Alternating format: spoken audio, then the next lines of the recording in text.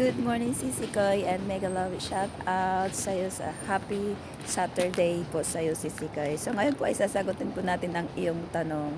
So actually hindi lang po ito yung unang beses na sinasagot ko po ang tanong na to dahil last previous mga videos ko may mga nasagot na din ako. So sabi ni Sisi Koy, paano po yung transportation nyo? May sasakyan kayo na hatid sunto. So dito sa Skipper guys, wala po tayong sasakyan. Ang gagawin po natin ay mag-commute po tayo papunta sa bahay ni client. So ang gagamitin po natin, depende po yan sa road.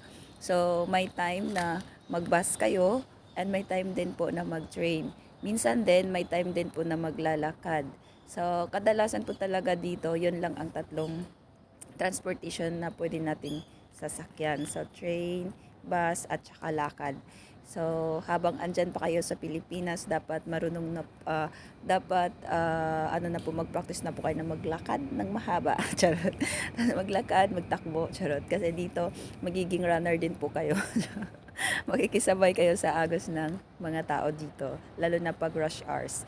And then po sa transportation po naman, ay wag po kayo mag-alala dahil ang transportation ay ibibigay po yan ng company sa atin. So hindi po tayo magpapalabas ng sarili nating pera dahil sila po yung magbabayad sa atin. So meron po silang mga schedule dyan.